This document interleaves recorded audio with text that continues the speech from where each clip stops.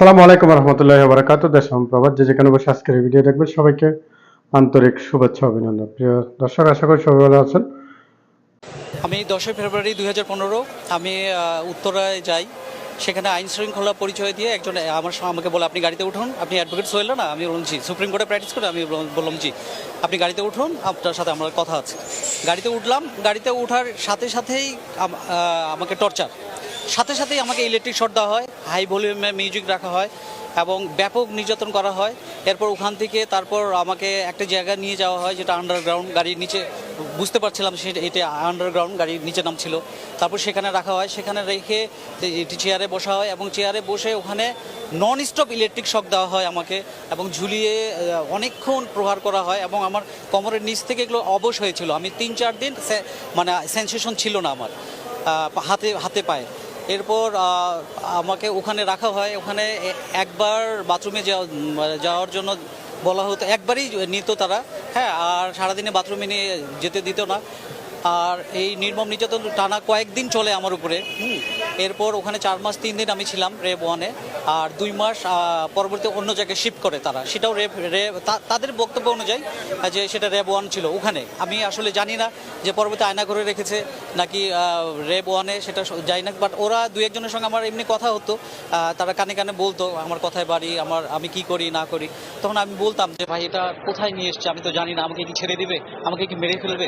তখন বলতো যে না, এটা র্যাব 1-এ, আর আমরা জানি না ছাড়বে কি ছাড়বে না, করবে কি করবে না, আমি জানি না। আমার 2টো বাচ্চা ছিল তখন, একটা ছেলে একটা মেয়ে। আমার মেয়েটার বয়স 3 বছর ছিল, আমার ছেলেটার বয়স 7 বছর ছিল। তো আমার মেয়েটা আমার ওয়াইফের সাথে কাঁদতো, ওয়াইফের সাথে নামাজ যখন পড়তো, আর সেও বলতো আল্লাহ আমার বাবাকে ফিরিয়ে দাও, আল্লাহ আমার বাবাকে ফিরিয়ে দাও। কাদের বিরুদ্ধে মামলা করেছেন আর আদালত আদেশ কি দিয়েছে? আমি সাবেক প্রধানমন্ত্রী শেখ হাসিনা, হ্যাঁ, হুকুমের আসামি হিসাবে ওনাকে এই মুহূর্তে রাজধানীর যে ডিবি কার্যালয় রয়েছে সেই ডিবি কার্যালয়ের সামনে অবস্থান করছে। সেই সঙ্গে অন্যান্য গণমাধ্যম কর্মীরাও ডিবি কার্যালয়ের সামনে অপেক্ষা করছেন। সেই দৃশ্যটি আপনাদেরকে একেবারে দেখানোর চেষ্টা করছি। গণমাধ্যম কর্মীরা কেউ লাইভে দাঁড়িয়েছেন, কেউ কথা বলছেন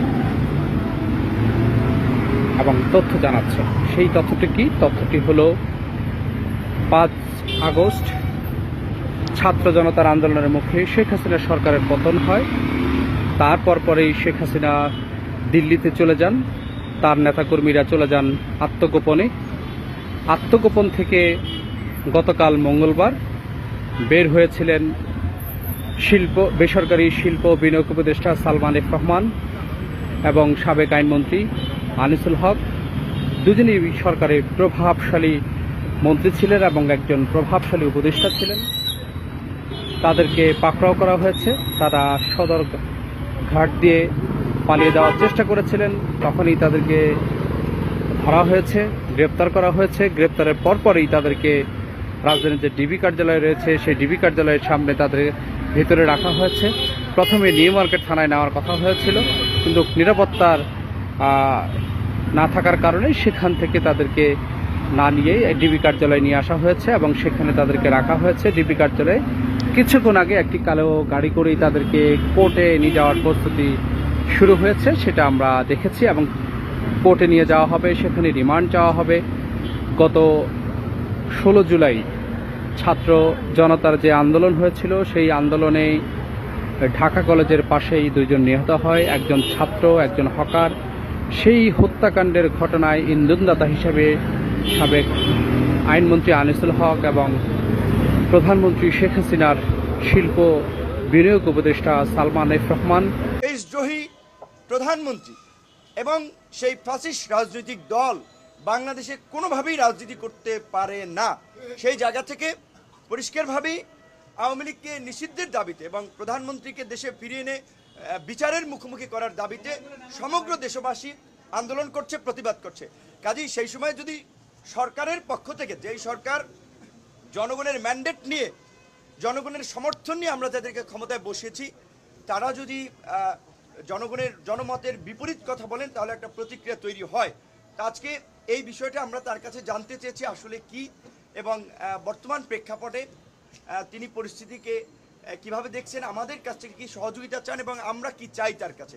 সেখানে তিনি পরিষ্কারই বলেছেন যে আসলে তার বক্তব্য হয়তো মিসকোট হতে পারে কিংবা বিকৃতভাবে প্রচার হতে পারে, কিন্তু তিনি নিজেও একজন এই জালিম সরকারের দ্বারা ভুক্তভোগী হিসেবে আমাদের কাছে উপস্থাপন করছেন যে আপনি সেনা একজন উচ্চপদস্থ কর্মকর্তা, অনেক দিন সেনা অনুষ্ঠানে দাওয়াত পান না, রাষ্ট্রীয় অনুষ্ঠানে দাওয়াত পান না।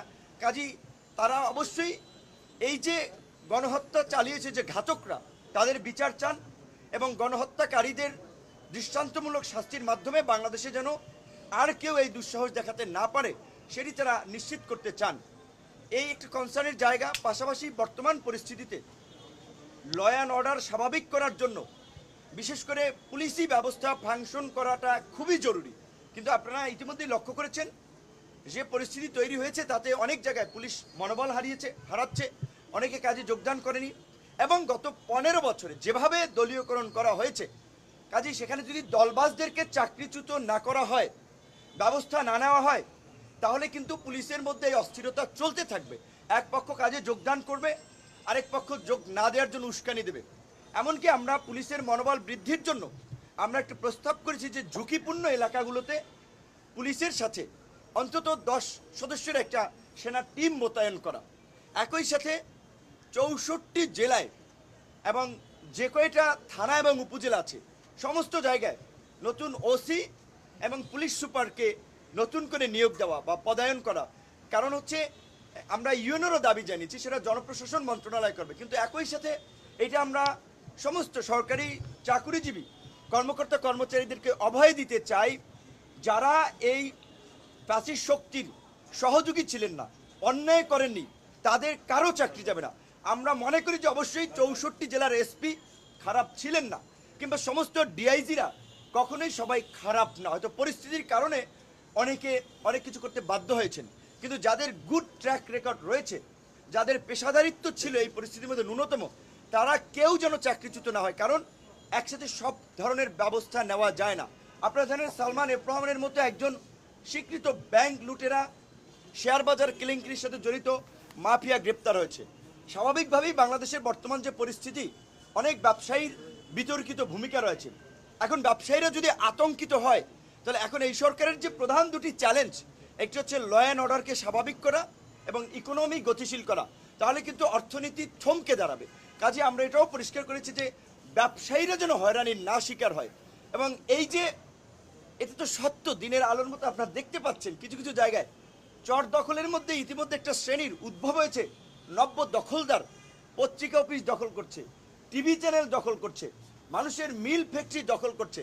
এই দখলদারদের বিরুদ্ধে শক্ত পদক্ষেপ নিতে হবে এবং এই সাধারণ ছাত্র জনতা যেমনিভাবে গণ অভ্যুত্থান ঘটিয়েছে, অন্তর্বর্তী সরকার গঠন করেছে, এই অন্তর্বর্তীকালীন সরকারকে সব ধরনের সহযোগিতা করবে এবং আমরা এই দখলদারি, লুটপাট এবং এই নৈরাজ্যের বিরুদ্ধে সেটা তাদেরকে আমরা জানিয়েছি পরিষ্কারভাবে।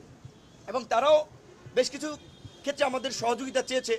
বিশেষ করে এই যে 15ই আগস্ট কেন্দ্রিক আপনারা জানেন যে একটা নৈরাজ্য তৈরির যে এই যে পলাতক প্রধানমন্ত্রী যে ইনস্ট্রাকশন দিচ্ছেন তার নেতাকর্মীদের মনোবল চাঙ্গা করার জন্য, আমরা বলেছি দেশের মধ্যে ওবায়দুল কাদের সহ আরও যারা এই গণহত্যায় জড়িত তারা দেশের মধ্যে ঘাপটি মেরে আছে এবং গোপালগঞ্জে দেখেছি আমরা তারা আস্ফালন ছেড়েছে।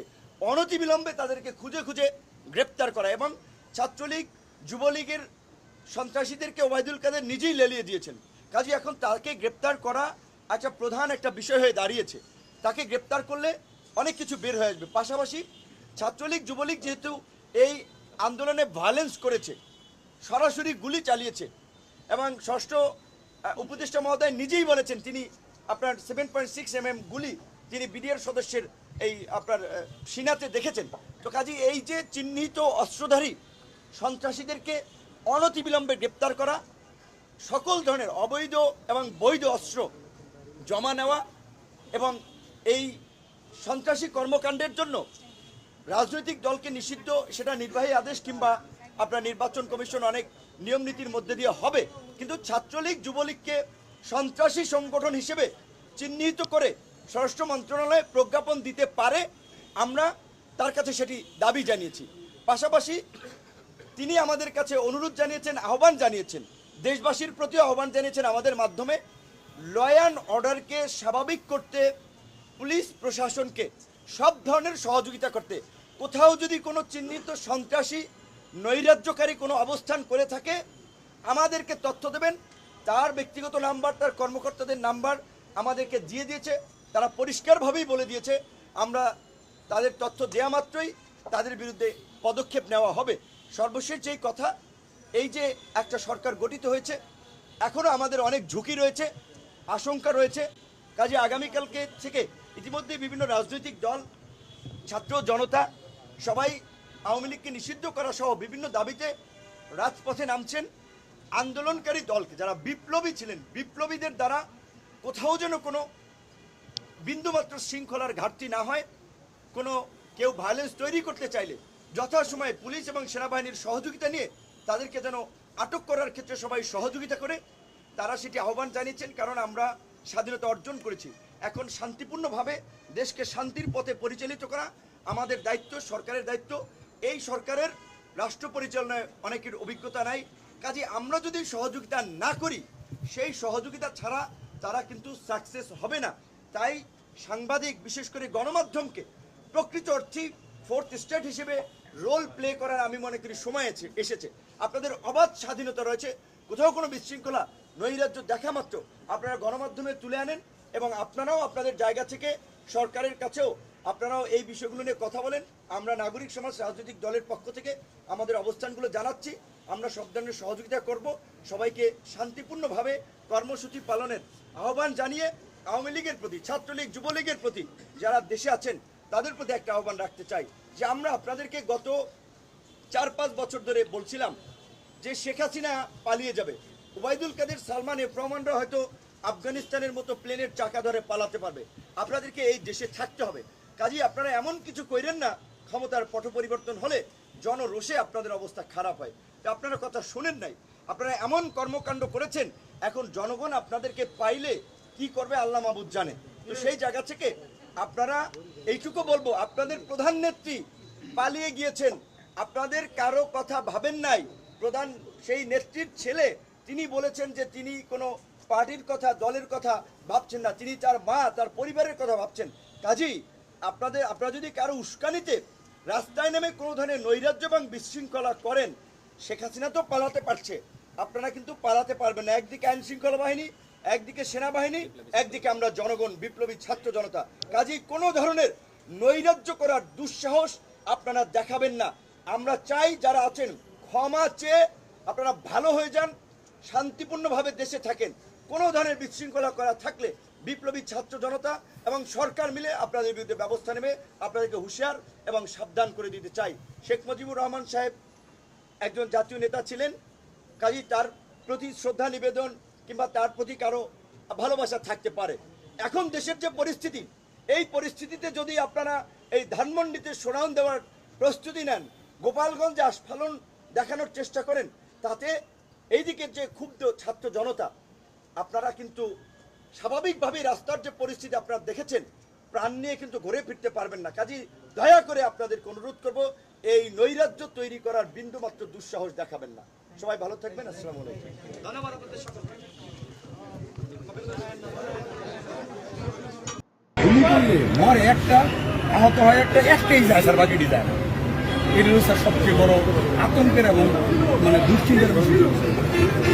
গুলি করলে মরে একটা, আহত হয় একটা, একটাই যায় স্যার, বাকিটি যায় না। এটাই এখন আতঙ্কের বিষয়। তৎকালীন স্বরাষ্ট্রমন্ত্রী আসাদুজ্জামান খান কামালকে মোবাইলে ভিডিও দেখিয়ে এভাবে বর্ণনা দিচ্ছিলেন ঢাকা মেট্রোপলিটন পুলিশের ওয়ারী বিভাগের তৎকালীন উপ পুলিশ কমিশনার ইকবাল হোসাইন।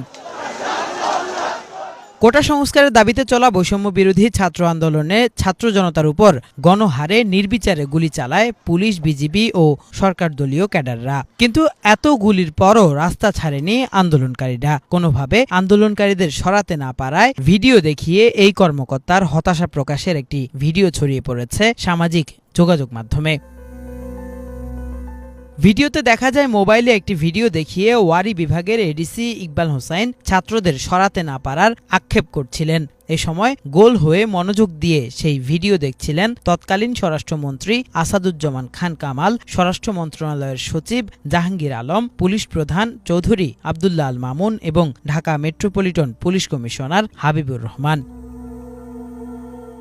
এই ঘটনায় জড়িত চৌধুরী আব্দুল্লাহ আল মামুন ও হাবিবুর রহমানকে পদ থেকে সরিয়ে দেওয়ার পাশাপাশি মঙ্গলবার ইকবাল হোসাইনকেও খুলনা রেঞ্জের ডিআইজির কার্যালয়ে ওএসডি করা হয়েছে, কিন্তু এখনও স্বপদে বহাল আছেন স্বরাষ্ট্র সচিব জাহাঙ্গীর আলম। কিফায়েত শাকিল, বাংলা ভিশন, ঢাকা। এই কথাটা জিজ্ঞেস করে এই জন্য যে আমার এক ভাই বলে আমরা এখন ভালো আছি, আমার মনের দিক থেকে ভালো আছি, আমার মনে হয় যে আমি মুক্ত, তাই না? এটাই আমাদের শান্তি। এই এতদিন 15, 16, 17 বছর মনে হচ্ছে যে আমাদের বুকের উপরে একটা চাপা পাথর বসে আছে, ঘুমে চলতে ফিরতে মনে হতো কোথায় আটকে পড়ে আছে। তারা সবসময় মুগুর নিয়ে দাঁড়িয়ে আছে আমাদেরকে মুক্ত পেয়েছে। তাই আমাদের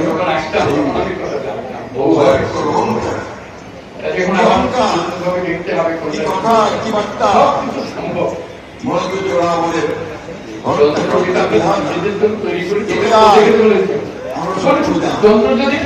এইভাবে কথাবার্তা বলতে তারা কোথায় রে ভাই, কোথায় গেল তোমাদের ক্ষমতা?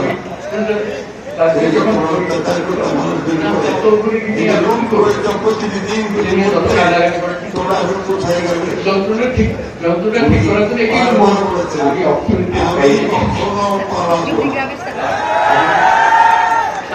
উনি বলেছেন একসঙ্গে বসতে হবে, তাই না? আবার আমার ঠাকুরের ভাষায় আসতে চেয়েছিলেন, ঠাকুরের ভাষায় তো আসলেন না, কোথায় আছেন?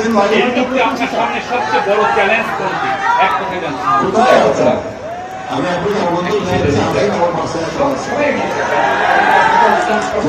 ব্যক্তিগত কথা বলতে চাই, আমি মনে করি যে গণতন্ত্রের সকলের সঙ্গে কথা বলার অধিকার আছে, রাজনীতি করার অধিকার আছে। মানুষকে খুন করবার তার অধিকার কারণ নয়, লুট করবার অধিকার কারণ নয়, দেশকে লুট করবার অধিকার কারণ নয়। আমার প্রায় 700 নেতা কর্মী ভাইকে গুম করে দিয়েছে। কয়েকদিন আগে দেখলেন যে আয়নাঘর থেকে কয়েকজনকে বের করে আনলো, তাই না? জেনারেল আজমি আমাদের গোলাম আজম সাহেবের ছেলে, তিনি সেনাবাহিনীতে ব্রিগেডিয়ার ছিলেন, খুবই ট্যালেন্টেড মেধাবী একজন অফিসার। তার একমাত্র অপরাধ কি ছিল? গোলাম আজমের ছেলে 16 ফোনার পাওয়া ছিল, তাকে গুম করে দিল। নাই 8 বছর ধরে নাই, একটা ঘরের মধ্যে একটা বাতি, এই 8 বছরে একটা বাতিতে তাকে আটকে রাখা হয়েছিল। তার চুল কাটে নাই, দাড়ি কাটে নাই, চুল হয়েছিল এত বড়, দাড়ি এত বড়, নখ এত বড়। উনি বারবার কাটতেন আর কাটতেন, তোয়ালেটা ভিজে সে বলছে যে সমুদ্র হয়ে যাবে কাটতে কাটতে। চিন্তা করতে পারেন, একজন ব্রিগেডিয়ার 16 ফোনার, তাকে বিনা কারণে 8 বছর ধরে আটকে রাখা হয়েছে। এরকম অসংখ্য ভালো মানুষদেরকে তাদেরকে সেখানে আটকে রাখা হয়েছে, কাউকে মেরে ফেলা হয়েছে, কাউকে হত্যা করা হয়েছে। নাম হচ্ছে আয়নাঘর। কি শাসন ব্যবস্থা! আমার দেশের মানুষ, আমার দেশের শাসক, তাও শেখ মুজিবের কন্যা এত নির্মম, এত নিষ্ঠুর কি করে হতে পারে?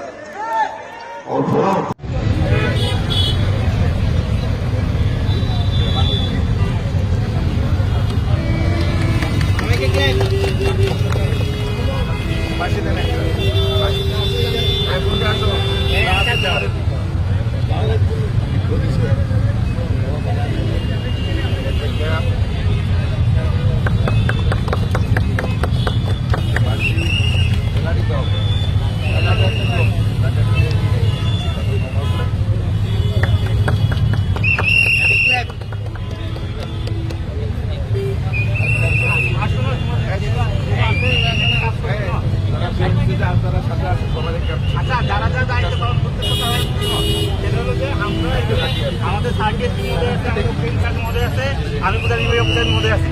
যেহেতু আপনারা এই ডিউটিগুলো পালন করতেছেন, তো প্রথমেই এই দুর্যোগকালীন সময় আপনারা যে ডিউটি পালন করছেন, জন্য আপনাদের প্রতি অসংখ্য ধন্যবাদ ও কৃতজ্ঞতা জ্ঞাপন করছি। তো এই ক্ষেত্রে আপনাদের জন্য আমরা, যেহেতু আপনারা সবাই আমরা সব কিছু অভ্যস্ত না, আমরা মোটামুটি সিনক্রোনাইজ ওয়েতে এখন যেহেতু আমরাও আসতেছি, আমরা আপনাদের জন্য আপনাদের সাথে আমরা দুই একদিনের মধ্যে বলবো, আপনাদের সাথে আলোচনা করে আমরা বলবো, ঠিক আছে? আপনাদের জন্য আমরা কীভাবে আপনার বিএসপিটাও আমরা একটা প্রশিক্ষণের আয়োজন করলাম, ঠিক আছে? যেদিনের মধ্যে আমরা একটা আয়োজন করবো। আর সর্বোপরি আপনারা যেভাবে দায়িত্ব পালন করছেন, আপনাদের প্রতি আমরা ধন্যবাদ কৃতজ্ঞতা জ্ঞাপন করছি। আর আমাদের সার্ভিসের মধ্যে আপনাদের ধন্যবাদ। প্রথমে ধন্যবাদ জানাতে চাই যে বিগত দিনগুলোতে বিশেষ করে হাটহাজারীর সাধারণ জনগণ এবং স্টুডেন্ট যারা ছিলেন, তারা অত্যন্ত ধৈর্য নিয়ে অত্যন্ত কষ্ট করে এই ট্রাফিক ব্যবস্থা অত্যন্ত সুচারুরূপে এবং সুষ্ঠুভাবে পরিচালনা করে আসছেন। সেই জন্য তাদের প্রতি আমরা অত্যন্ত কৃতজ্ঞতা জানাচ্ছি এবং তাদেরকে ধন্যবাদ জ্ঞাপন করছি। একই সাথে আমরা আরও জানাতে চাচ্ছি যে হাটহাজারী থানা পুলিশ আজকে থেকে তারা ফুলি অপারেশনাল। তারা এখন যে কোনো পাবলিক সাধারণ জনগণের যে কোনো সমস্যা, যে কোনো প্রবলেমে আমরা তাদেরকে সার্ভিস দেওয়ার জন্য আমরা একদম ফুলি অপারেশন হিসাবে আছি। তো আমাদের থানা পুলিশের পক্ষ থেকে যে জানাতে চাচ্ছি যে পুলিশ 24 আওয়ার্স আপনাদের সেবায় নিয়োজিত আছে। বাংলাদেশ পুলিশ আপনাদের জনগণের বন্ধু, হাটহাজারী পুলিশ আর হাটহাজারীর জনগণের বন্ধু। আপনাদের সার্বক্ষণিক সহযোগিতায় আমরা ইনশাল্লাহ ভবিষ্যতে আরও সুন্দর করে একসাথে কাজ করব, হাটহাজারীকে আরও সুন্দর করে আমরা গড়ে তুলব ইনশাল্লাহ। স্যার, আপনারা কি এখন এখন থেকে আমরা সবসময় বিসমিল্লাহির রহমানির রহিম। সর্বপ্রথম মহান আল্লাহ দরবারে শুকরিয়া জানাই যা আমার হাটহাজারী থানা পুলিশ কেউ আহত হয় নাই, কেউ নিহত হয় নাই। এই বৈষম্যবিরোধী ছাত্র আন্দোলনের পর থেকে একটা ক্রাইসিস, পুলিশ কিছুদিন অল্প কিছুদিনের জন্য মাঠে ছিল না। সেই সময় আমাদের বহুমুখী শিক্ষার্থীরা এবং যারা স্কাউট এবং যারা বিএনসিসি, তারা অত্যন্ত নিষ্ঠার সাথে আমরা রাস্তা দিয়ে যখন যাতায়াত করছি, চট্টগ্রাম শহরে গেছি, ঢাকায় গেছি, তখন দেখছি যে তারা সুন্দরভাবে আমাদের মতো আমার ট্রাফিকের গুণাংশে আরও ভালোভাবে তারা ডিউটি পালন করে। এবং মজার কথা এটা যে দেশের যে একটা শূন্যতা সৃষ্টি হবে, রাস্তায় পুলিশ নাই, ট্রাফিক পুলিশ নাই, এলাকায় পুলিশ নাই, এলাকার জনগণ পাহারা দিচ্ছেন, আমার ছাত্ররা সেই ট্রাফিকের দায়িত্ব পালন করছেন। এটা দেশের জাতির জন্য একটা কল্যাণতান্ত্রিক। আমি তাদেরকে অসংখ্য ধন্যবাদ জানাই আমাদের কাজটা করার জন্য। আমি আশা করি এই হাটহাজারীর জনগণ শান্তিপ্রিয় জনগণ, এই জনগণ আমাদের পাশে আছে, আগেও ছিল, এখনও থাকবে। আমরা ইনশাল্লাহ এমন কোনো কাজ করি না জনগণের ক্ষতি হোক। যদি আমাদের মানুষ মাত্র ভুল হয়, আপনারা আমাদের ভুলটা ধরাই দেবেন, সঙ্গে সঙ্গে আমরা সেই ভুলের মাসুল অবশ্যই দেব, সংশোধন করে দেব। আর কালকে থেকে সকাল থেকে ট্রাফিক পুলিশ আমাদের মতো পোশাক এখানে দাঁড়িয়ে ট্রাফিক ডিউটি করবে। আমরা আজকে থেকে আমার স্যার ঘোষণা দিচ্ছেন যে আজকে থেকে আমরা অপারেশনাল সমস্ত কাজ ইনশাল্লাহ। আমাদের লজিস্টিক সাপোর্ট নাই, দেখেন মাইক্রো নিয়ে আসছি, এটাও পাবলিকের কাছ থেকে নিয়ে আসা হয়েছে। সেদিন 2টা মাইক্রো আমাদের রিপোজিশন করা ছিল, সেটাও ক্ষতিগ্রস্ত হয়েছে। তার দেশের সম্পদ ধ্বংস করে আবার এখন সেই জনগণের টাকায় সেগুলো তৈরি করা লাগবে, বহন করা লাগবে। তো অনুরোধ, আপনারা আমাদের পাশে থাকবেন, আমরা আপনাদের পাশে আছি। সবাইকে ধন্যবাদ। আমি ভুল করছি, আপনি ঘুষ খান এবং ঘুষ খাই এবং আপনি ঘুষখোর। মাপ চান, জনগণের কাছে মাপ চান। আমি আপনাদের কাছে, জনগণের কাছে মাপ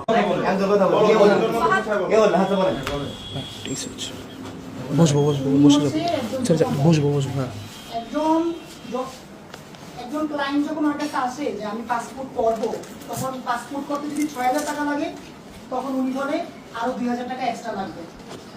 এটা সে প্রতিনিধি করে 2,000 টাকা এক্সট্রা কেন লাগবে? আমাদের পাসপোর্ট অফিসে টাকা দিতে হয়, পাসপোর্ট অফিসের টাকাটা কোন অফিসার কাছে দিতে হয়? এক অফিসার।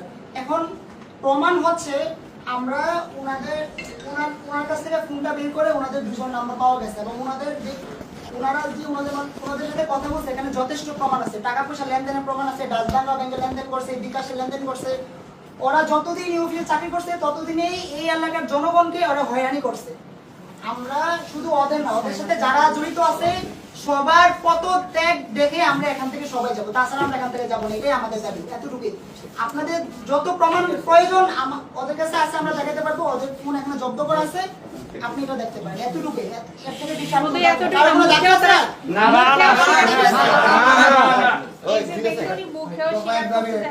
আচ্ছা, এখন আপনার মুখে স্বীকার কথা আমরা নেব, ঠিক আছে? এখানে শুধু একজনকে চাকরি সবাই আপনার নামটা? আপনার নামটা? একবারে সবকিছু শেষ করা সম্ভব না, আমরা আস্তে আস্তে করে করতেছি। আপনারা এই জায়গাটায় আসছেন, এই জায়গাগুলো আমাদেরকে ধরাই দিচ্ছেন অথবা মানে চিহ্নিত করে দিচ্ছেন যে এই জায়গাগুলোতে সমস্যা আছে, আমরা অবশ্যই ব্যবস্থা নিব। আপনাদের দাবি এখান থেকে পদত্যাগ যাই বলেন, হয়তো ভাই একটু সময়ের ব্যাপার, একটু ধৈর্য ধরতে হবে, ঠিক আছে? যদি কারো কোনো ফল্ট থেকে থাকে অবশ্যই হি উইল বি পানিশড, যদি কেউ কোনো ভুল করে থাকে অবশ্যই he will be punished, but আপনাদেরকেও আমাদেরকে একটু সময় দিতে হবে। কারণ কি, যেহেতু কোনো সরকারি চাকরি, এগুলোর একটু প্রসিডিং আছে, প্রসিডিং আছে। এটা হচ্ছে এখন যার রিজন লেটারটা আসলো, এটা একটু আপনারা একটু কনফার্ম করে আমাদেরকে, হ্যাঁ আমি এইটা একটু শেষ করি। যেহেতু উনি প্রধান, উনি না থাকলে প্রতিষ্ঠানের কার্যক্রম ব্যাঘাত ঘটবে। আমরা ওনার ব্যাপারে ছেড়ে দিচ্ছি আপনাদের কাছে, আপনারা এটা তদন্ত করে। আমি একটু বলি, এখন যাদের 2 জন আছে তাদেরকে ইমিডিয়েটলি মানে পদত্যাগের পত্র দিয়ে আমাদের সামনে দিয়ে নিয়ে গেলে আমরা একটু শান্তি পাবো, যে যারা মানে ওরা তো ছোট পজিশনের, ওদের কাজটা ব্যাঘাত ঘটবে না। তাহলে ওদেরটা একটু আমাদের নিশ্চিত করবেন কিনা। শুধু মাহমুদ আর সালাউদ্দিন না, এই দুজনেরটা এখন যেহেতু আমরা এত কষ্ট করছি, আরেকটা নিয়ে আসবো। একটা ডেট চেঞ্জ করার জন্য 3টা কাউন্টারে পাঠায়, এরপরে একজন দালাল এসে বলে কি 2000 টাকা দেন, ডেটটা ঠিক করে দিবেন। একটা মানুষের কত টাকা লাগে বলেন জীবনযাপনের জন্য? এটা বাংলাদেশের হয়তো অনেক জায়গায় এই ধরনের সমস্যা আছে। সেটা এখন না, এটা ডেট চেঞ্জ করা যাবে, একটা ডেট আস্তে আস্তে আমাদের সময় আমরা সব চেঞ্জ করে বলবো ইনশাআল্লাহ। সব ইনশাআল্লাহ আপনারা সহযোগিতায় আমরা সব করে বলবো ইনশাআল্লাহ। আমি ভুল করছি, আমি আপনি ঘুষ খান এবং ভুল খাই এবং আপনি ঘুষখোর, মাপ চান, জনগণের কাছে মাপ চান। আমি আপনাদের কাছে, জনগণের কাছে মাপ চাই। আর জীবনে কোনোদিন আর জীবনে কোন সাধারণ নাগরিককে নাগরিককে হয়রানি করবো না টাকার জন্য। দরকার হলে রিক্সা চালিয়ে খাবো, দরকার হলে আমি রিক্সা চালাই খাবো। আমার একটা মেয়ে আছে ভাই, হয়েছে। এবার আপনার সাথে কে কে জড়িত? না, না, আপনি বলেন। মাপ চাই।